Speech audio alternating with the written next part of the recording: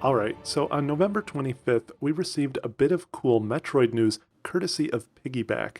Piggyback announced that they've teamed up with Nintendo to deliver a visual retrospective book celebrating the art of Metroid Prime 1 through 3 and Remastered, which I have already pre-ordered. Piggyback also delivered similar products in the past for games like Tears of the Kingdom.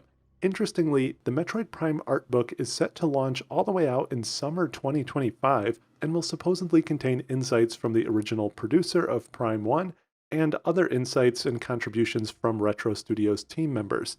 Although this art book is a cool announcement on its own, this potentially points to much bigger news in the near future, including a specific possibility I've discussed previously on this channel, and so it's something we need to discuss.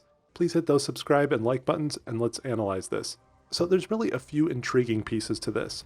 First, and perhaps most importantly, is that this art book covers not only the original Prime 1 and the remaster, but also Prime 2 and 3.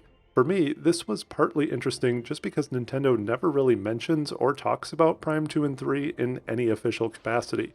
Although obviously this announcement is from Piggyback and not Nintendo directly, they are official partners here, so it sort of counts.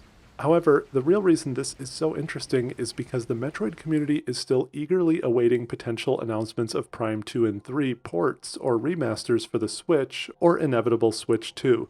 Is this art book part of an effort to raise awareness and appreciation for Prime 2 and 3 around the time they might launch for Switch consoles? Raising awareness could benefit Prime 2 and 3 sales as well as provide additional interest and context for Prime 4. Now, it also raises the question as to whether many original Prime 2 and 3 art or texture assets were cleaned up or enhanced for upcoming remasters, so it made natural sense to create an art book based on that work along the way.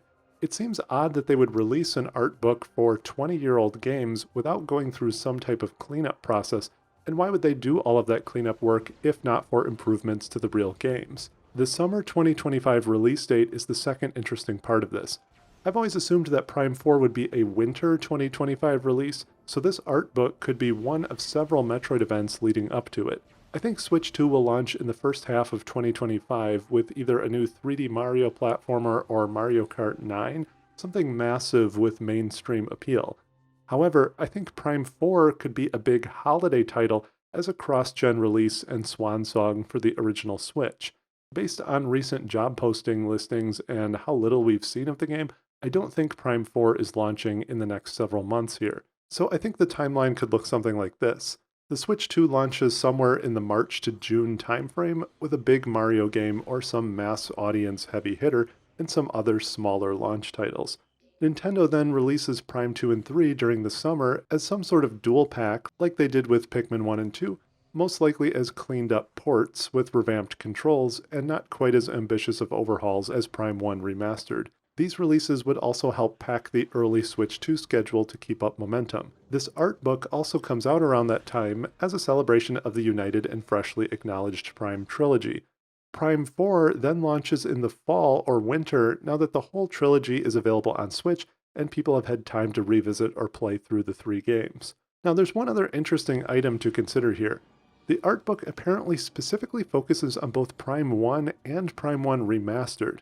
It's interesting that attention is being brought back to the original Prime 1 game after the remastered version is already out, especially considering Prime 1 also isn't currently playable on any modern system. In a separate video on my channel, I discuss how Nintendo might just port the entire original Wii trilogy version of Prime 1 to 3 as a set, with consistent and similar cleaned up graphics to one another and dual analog controls added. Porting the trilogy implies we would also get the original version of Prime 1 on Switch in addition to the remaster, which I personally would love, since it still has a magic of its own. So maybe gamers could just buy all three original games for $20 each or something, or $50 or $60 for the trilogy set, and then leave Prime 1 remastered as its own standalone game. That way every game featured in the art book is playable on Switch, and players can experience every entry in the Prime series, and the original Prime 1 is preserved. So what do you think of this whole situation? I thought this was a really interesting announcement, kind of out of left field, when Prime 2 and 3 are officially nowhere on the radar currently. It's possible that it's just an art book and it's not leading to any bigger announcements, but I personally still believe we are getting Prime 2 and 3 in some form on Switch before Prime 4, even if they're just smaller ports.